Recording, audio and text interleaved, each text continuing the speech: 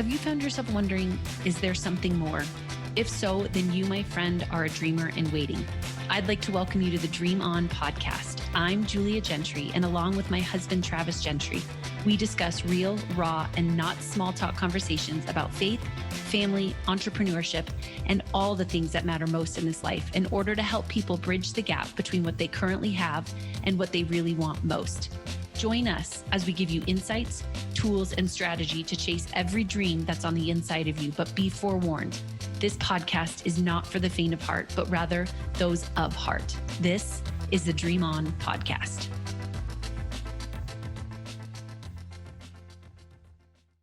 Welcome to the Dream On podcast. I'm Travis Gentry, and I am here with Julia Gentry. And today you will know me as an 8. And I am Travis. Yes. Today we're talking about the Enneagram. We are. And how it helps in business and in marriage and in life in general. I'm so glad, you guys. Here's what I just want you to know. It's taken me 8 years to get to this point that my husband will talk about the Enneagram live. Good job. You've come so far. But to his point, I love this tool.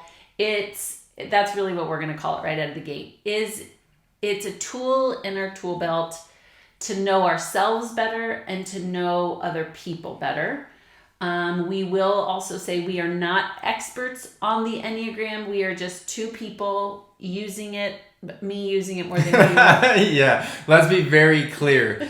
Julia is using it, and after 8 years, I'm warming up to the idea of using it. But Julia uses it and has been using it for quite some time. And what you would know about a 4 is only a 4 wouldn't want to use it because they don't identify with being a number. How long did it take me to actually do it? For years. I mean, truly like 3 years. I think I was asking you. And I don't want to be put in a box. Don't call me a number. That was my whole thing of like, that's great.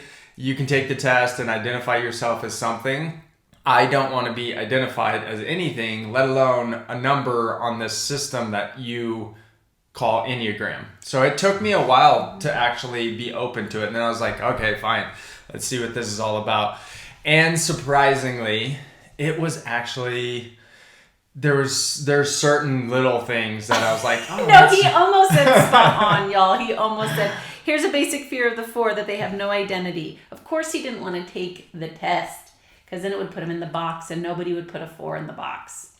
So good. But let's just all say we're not the experts. It's just two people who have still various different perspectives on this today. So this, again, is not like, right, we're not an affiliate link. We're not getting anything by doing this. We're just going to give you a tool today that has been super helpful for me, like off the charts personally for me as a person. I'll kind of share some of my story with that today. There's a book even called The Road Back to You by the Enneagram, and it truly has been that to me.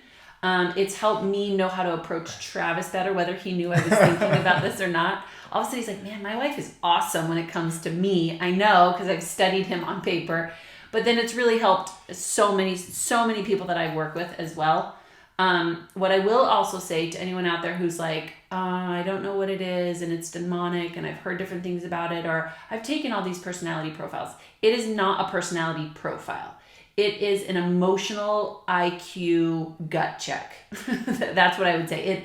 It helps you understand why you do what you do, which is amazing. Because I think so often it's really easy to find ourselves doing a lot of the same things. So for me, I'll kind of put myself on blast, right? My control issues, my anger issues. I can feel a little numb, like I'm here, but I'm not here. And I started to just kind of think, well, that's just the way that I am. That's just the way that I am. And I had no context as to understanding why I did that. I found myself feeling shame because I was the only human on the planet that must ever do this and can't control my urges or can't figure out why I can't get focused. Or when Travis is like, just pick the one thing to focus on. And I'm like, no, that's horrible. I want all the things and don't tell me the rules. And I like to break them all. I found out why. It's because I'm an 8. Whatever that means. So like what Julia said, and I want to emphasize that everything that we talk about on this podcast is just to get a new perspective and maybe allow you to rethink. That's all this podcast is for. It's not to tell you how to think or this is exactly what the tool you should use and how you should use it. It's just like Julia said, another tool. So with whether we're talking about marriage, we're talking about food, we're talking about investments, whatever, these are our experiences and these are different tools and ideas, and we're consistently looking for new ideas, new tools, how do we become better as a couple, as a parent, in business and in life in general. So that's what this podcast is all about. And so the Enneagram, it is, we'll have some fun with it today because I don't know it nearly as well as Julia, but it's also fun sometimes because Julia will say, we meet someone, we hang out with them a couple times, and then she'll say, oh, that's a 7. And I'll be like, oh, who else is a 7? And then she'll say, your mom or my mom or this person. And I'm like, oh, okay. So I start to connect the dots of like, there are similarities on how people act when they're under stress or when they're healthy. For sure. Right? Totally. That's kind of the premise of the Enneagram. So how else do you use it? Do you want to talk about marriage first and kind of how we've used it, you've used it, and help me to understand this on how we maybe communicate or do intense fellowship better? Totally. Well, and again, if you hadn't listened to that podcast on intense fellowship, this will help you in intense fellowship with anybody, right? Because I think that there's two people in a conversation, yourself and the other person. And I think when you don't know where you're at, right, mentally and emotionally, and then also how to track with someone else, right? Because again, you and I tend to be more dominant and upfront, and let's get this out on the table, and I'll chase you to have a conversation. And so it's sometimes really easy when you don't have context of the way that someone is processing something. We will be in front of another, right? We've done this with other couples or even our parents who don't like confrontation, or they process differently, or they're a little bit more of the peacemakers, or they actually just want to help. And so they're nice. And so there's just all these different dynamics. And so I think that the insight to this is having more context in regards to my responsibility and how I'm showing up, and not just settling for, well, that's just the way that I am. And then 2, having some context of like, oh, I actually understand who's in front of me right now, and not that I'm trying to just accommodate to who they are, right? Like I don't want to lower my standards to accommodate for their inability to use their words. But if I know that this person, we'll just use some of these terms. If you guys like, I've never heard the Enneagram, then Google it, or we'll put some links in the description as well. But if they're a peacemaker, like they're going to be very uncomfortable with some conflict. So if I come at this person in a overbearing, somewhat aggressive way, like I could if I wasn't super aware, they're going to shut down, right? Or they're just going to say yes to appease me and not mean yes. And then we're going to be disappointed a week or a month later because their guesses didn't mean yes. They were just afraid of me. Yep. Let's back up just real quick because I think you just made a good point. We've been talking about it for quite some time. So just real high level, what is the Enneagram? Yep. And we're talking about numbers, but for someone that has no idea, never heard of the Enneagram, yes, YouTube it, Google it, you can research it on your own, but what high level, so they can get the context of kind of what we're talking about today, what is it? Yeah, so again, if we could go back to the idea that every thought that we have creates an emotion, and it's our emotions that create our actions, it's cognitive behavioral therapy. The Enneagram would help us understand where our emotional state is. So if you were to say something like, hey Julia, I just need you to focus on the one thing, and all of a sudden I feel this intensity and almost like this anger of like, don't control me. Not that I ever have, but if I did, I would be able to go from the Enneagram perspective, oh, that's interesting. My emotions right now of anger are telling me, right, that I don't want to be controlled. I didn't know why. Well, an 8, when you read about it, doesn't like being controlled. So the Enneagram helps me understand where is my emotional IQ, EQ really is what it is. And then there's a grid of 9 different numbers. So you've got the reformer, helper, achiever, individualist, investigator, loyalist, enthusiast, challenger, and peacemaker. And good job. I know, that's so good. And everybody falls into a certain number. We're not going to get into all details about, there's wings, and there's a lot of different ways that you could take this, but that's all of us fall in one of 9 categories. Strong. Yeah, well, and then you kind of have, like you're saying, like a wing. So you have like the dominant one. Correct. And then you have one that's like right below it that you can kind of swing to. Yeah. And then you can also, when you're healthy, you kind of swing to another number. When you're unhealthy, you kind of swing to another way. Yep. But it's kind of like the dominant one is the center. Is your main number. Is your main and number. then there's going to be numbers that fall underneath it. And then you've got the wings, and then you've got growth zone, and you have stress zone. All of which, again, we're not going to get in too much in the weeds, but it is super incredible to unpack because there's a lot of dimensions to this, right? And again, disclaimer, and what I was trying to tell Travis from the very beginning is, though he's a 4 and I'm an 8, he's not just a 4 and I'm not just an 8. And so we're more than our numbers, and they give incredible context. Yes, and that's why it took me so long to take it, because reading through it, that's what I don't like. Don't put me in a box. Don't confine me in any area of my life. Mm-hmm. And so when you tell me to take a test and it's going to spit out a number and that's who I am, that doesn't work well with me. And so it took me a long time. But what I would highly encourage and challenge everybody listening, if you haven't done it for yourself, especially if you're in a relationship or in marriage, both of you take it and then read through it out loud to each other. Mm-hmm. And I think you'll be really surprised how there's a lot that it'll tell you about yourself and certain things that you wouldn't know. You know, but not maybe at a conscious level about your spouse. Well, and it's incredible too, because you can even, I remember when we finally uncovered that you were a 4, I remember being in the car and looking at you going, is this who you are? Is this, do you resonate with anything? Like, it was so mind-blowing to me because, again, who your personality, watching you, you are so dominant and intellectual and tactical, but you are so in and such a processor, and not, I don't want to say emotional, like you're just a roller coaster, but you can tell that you feel all the feels. Like, for instance, Travis and I are out on a hike and he's like, do you feel this? And I'm like, yeah. Yes, I know. Like, I'm hungry. Is that what you're asking me? Yeah. Like, I'm trying to tap into the zone, and I'm like, it's my green muscles trees. Hurt. Yes, I feel that. What else are we trying to feel? Which is so funny because we get so, I'll speak for myself. Like, I think everybody thinks like me.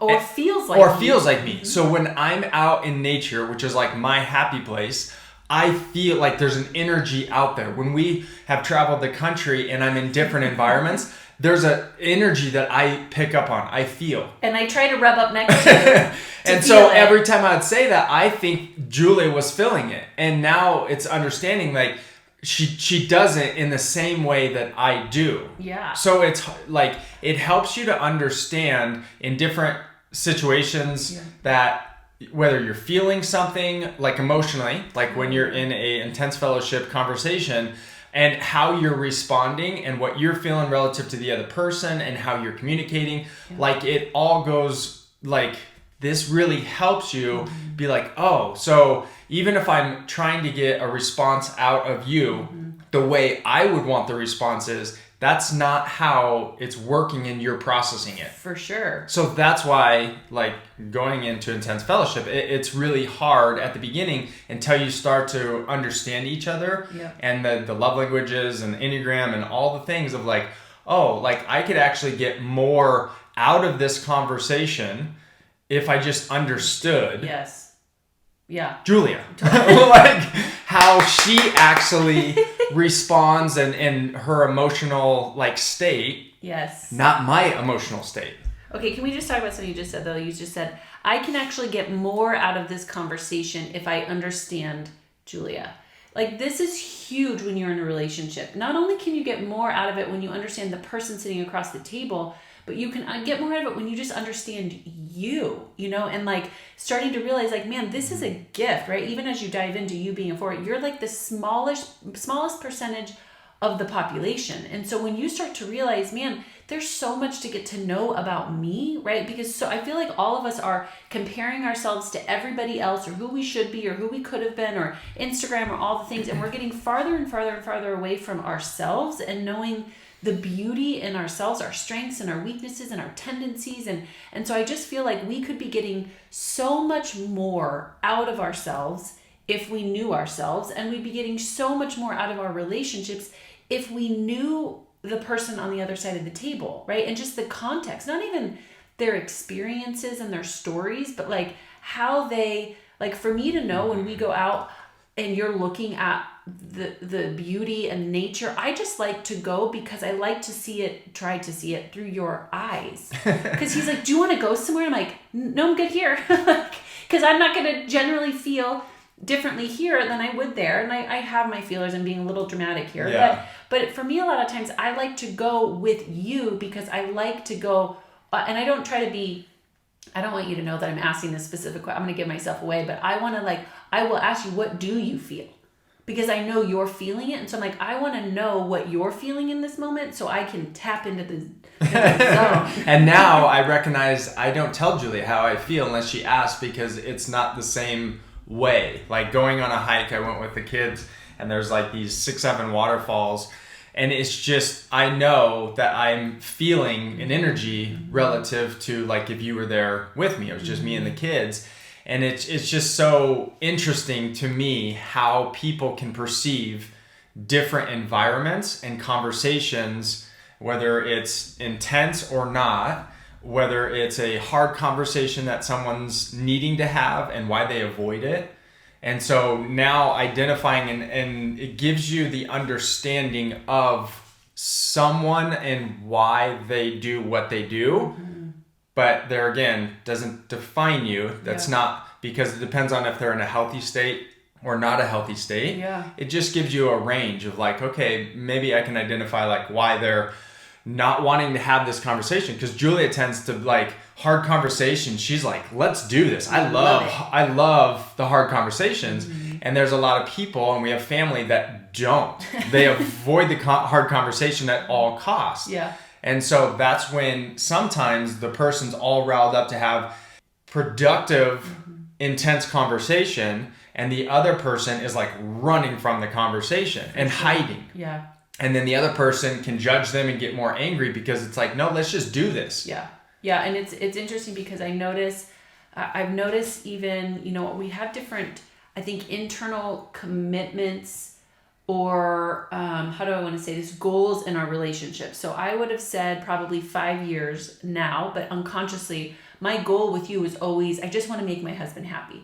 And I've honestly heard so many people say that about their relationships, and it's not working. It's actually in my opinion, one of the worst things that we could want for someone across the table, because then I'm making it my responsibility to make you happy, which is epic fail number one. At the sacrifice of yourself. At the sacrifice of myself. Or here's what's funny now knowing the Enneagram. So this is, again, we're going to be kind of talking about Enneagram and just processing, giving people go like, oh, I've done that too. But here I was trying to make Travis happy at the sake of my own self, also knowing that our happy looks very different. So I don't like feeling like sad or any of the emotions that I think sometimes you can feel it because you're really discerning. And so when you read about a 4, you're actually really okay in melancholy, like a little bit of kind of like Alanis Morissette, for instance, is a 4.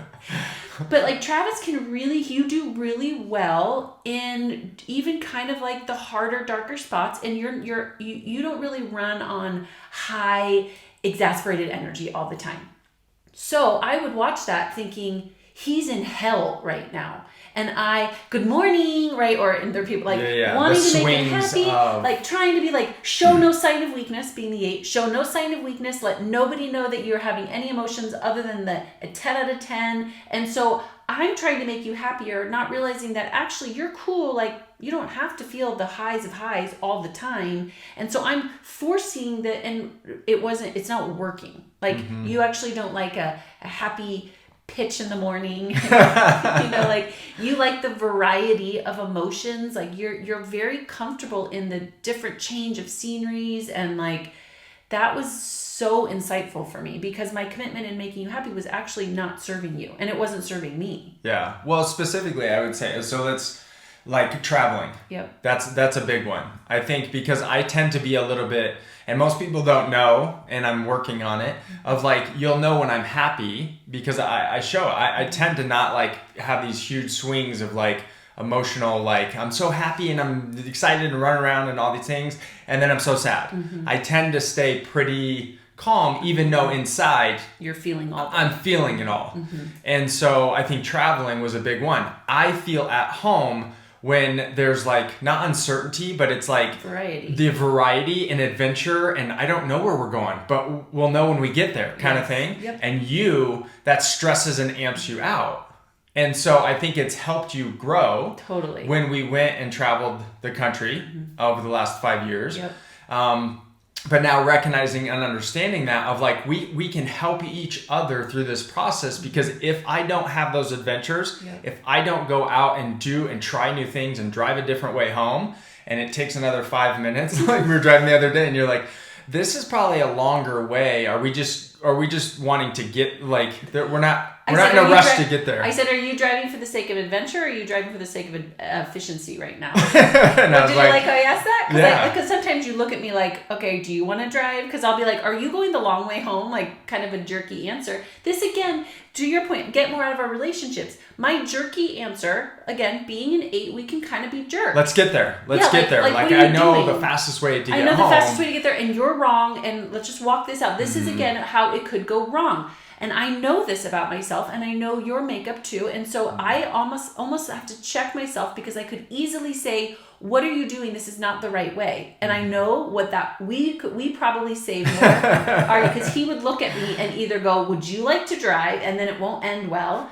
And so my question was, is this for the sake of adventure, or is this for the sake of efficiency? And he kind of looked at me and didn't answer, and looked at me like, you know that answer. It's for adventure. It was for the sake of adventure. Just a new road I've never been on before. But you see that in people's relationships, and going back to what we were kind of initially talking about, as far as like, if you don't stand up and you say something, you're going to live the life trying to please me at the sacrifice of you, and it's eating you alive. I know there's certain times you're like, hey, I just want, like, let's be efficient. Totally. As opposed to driving around and checking out new roads.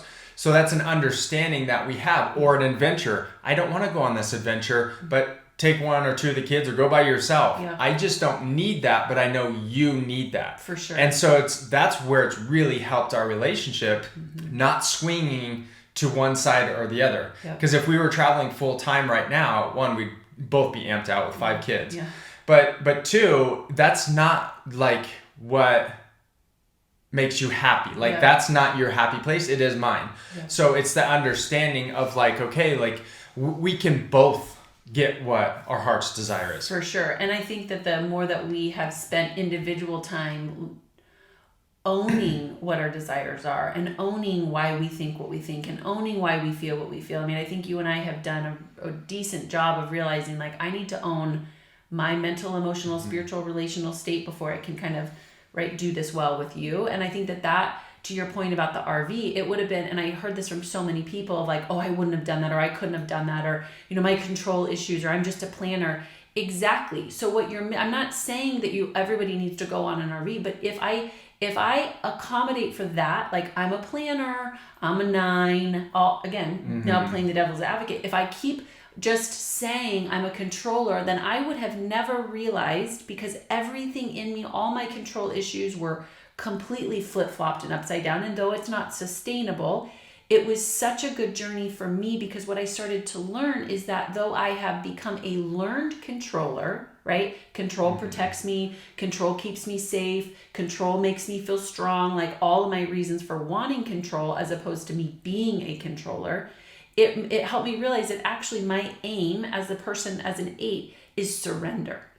So if I don't actually put myself in situations that are outside of my control and heal in the areas that I crave control and give up the reins and finally surrender to God and to myself and to you and to just life as how it's unfolding, then I'm actually not going to find true strength. Yeah. And I wouldn't have known that had I not had this tool, the opportunity for an upgrade, like all of that. And so though I still can sense my tendencies as a controller, and it does serve in a lot of ways, right? Like I know what I like, I know what I want, and it helps keep me on brand and keep it on point and all of these things. But I have to commit daily to the art of surrender. That's my aim, right? That's my main mission. Yeah. You have to get challenged. Like there again, growth happens outside your comfort zone. Yeah.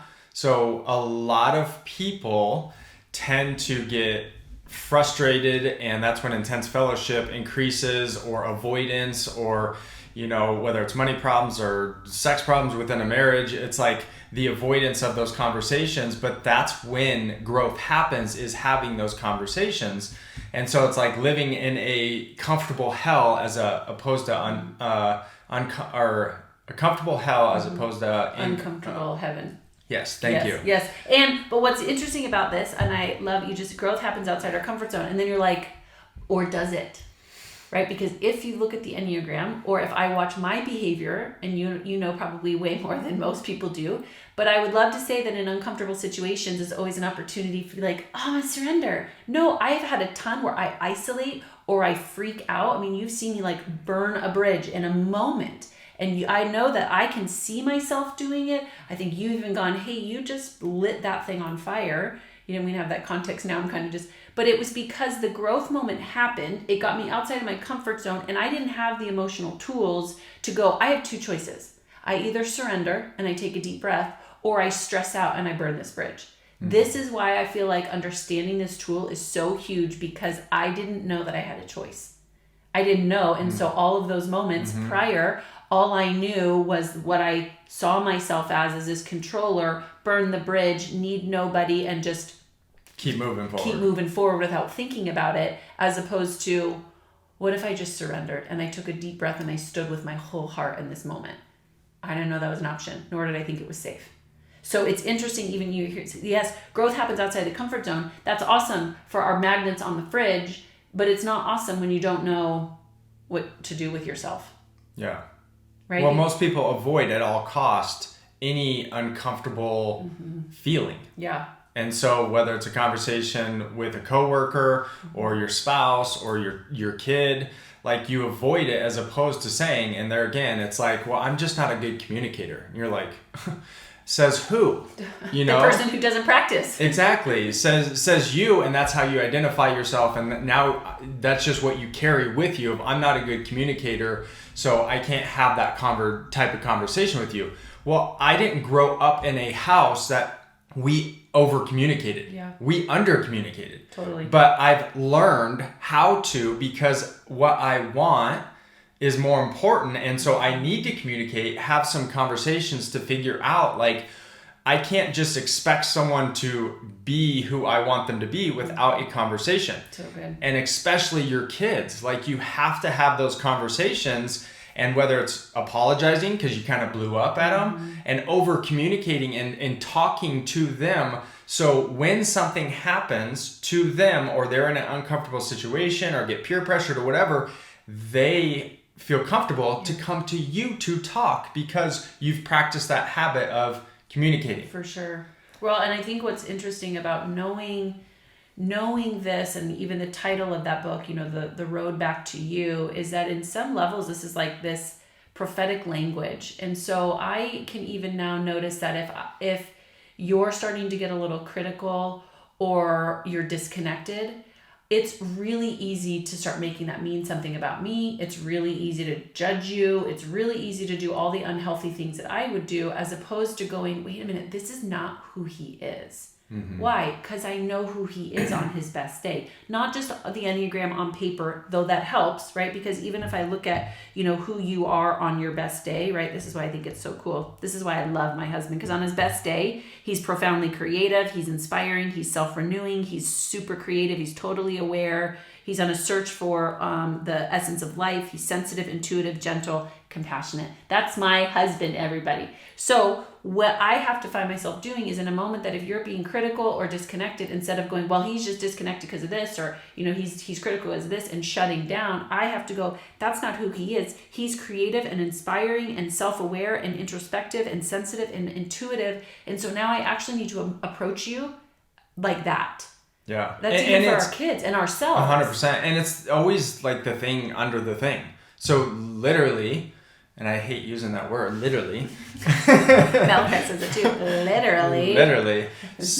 A week ago or 2 weeks ago now, I was feeling amped and stressed and felt like I was, all the things that I felt confined. Mm-hmm. And so I started to throw up on me. Yeah, well, just start to like take it out on you, or start to like, you know, like nitpick little things, but it had nothing to do with anybody else but myself. Of like, no, I need to get out of here. I need to go somewhere, go on an adventure, get out in the woods. And so I took 2 of the kids, and we took off and went camping and hiked, and it was refreshing for me. So there again, it's just like identifying and understanding, like most of the times, most conflicts are not actually what you think it is. Yeah. So it's helping you to understand there again, maybe a few things of who you are. Yeah. And then you can say, okay, it actually has nothing to do with you, but if I don't leave, do you want to go with me? No. Okay, great. Like I'm going to go and I'm going to take a couple of the kids and get out because I need to get refilled. Totally. And I think that the cool part about that and watching that process is there's a level of taking responsibility for what we all need, right? Like for me, that wouldn't go fill my soul. And I had to really intentionally consider that moment because you asked, do you want to go? And I knew that's not gonna fill me up. So if I'm depleted or just a little bit close to empty, doing that is actually going to amp me out and is not going to maximize, right, what I need. And again, when I find myself in this highly combative and confrontational and controlling, ruthless dictator place, not that I ever am, but if I was, I knew that by doing that, it wasn't going to serve me. And so I think I wouldn't say that I'm always so conscious of this happening, but it's enough practice now that it becomes so natural to be able to encourage you in your path of getting out to the adventure. For me, I needed to hunker down and kind of get back into a state of true surrender and just like reflect and be in my own home. And so I think that the aim of this relationship is connection, but I have to really know at like a heavenly level. Prophetic is a big word, but for the sake of it, not finding another word of like who God created you to be at your best. And then we have to like start making decisions from that place. Like I need to approach you as the man that I know you are, and I need to approach myself as the woman that I know God's created me to be. And then I need to start living like that before I feel like that. Yep. Yeah, 100%. I mean, we could talk about this for like another hour, easy. Yeah. But I would highly encourage you to YouTube it, Google it, and then take it. If you haven't taken it, your spouse, if your kid's old enough, your business partner, have them take it, talk about it. It's just one of the tools that we use for growth. And so what I would also say is if you're not a part of our Facebook community, get involved, take the test, and maybe put what number you are.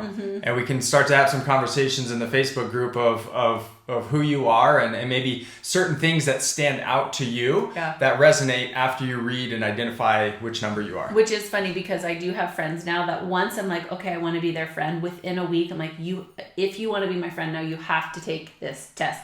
And it's always so funny because once they come back and they're like, I'm a 6, a loyalist, or I'm a 2, or you're like, oh, that makes so much sense now why you take forever to get back to me, or why you just kind of go, I don't know, whatever you want, or like there's just, you go, okay, I get you now. Totally. Makes sense. Totally. Well, I love you as a 4. Yeah, I love myself as a 4 too. That's what a 4 would say. That's what a 4 would say. So we appreciate you guys, and we will see you next time on the Dream On podcast. Thanks, guys. On behalf of both of us, thank you for listening to another episode of Dream On. Don't forget to visit our website, The Dream Factory & Co., for all the show notes and other tools and resources to get you unstuck, clear, and helping you reprogram your thoughts and beliefs so that you can live out your dreams with a community that supports and challenges you. Until next time, dream on.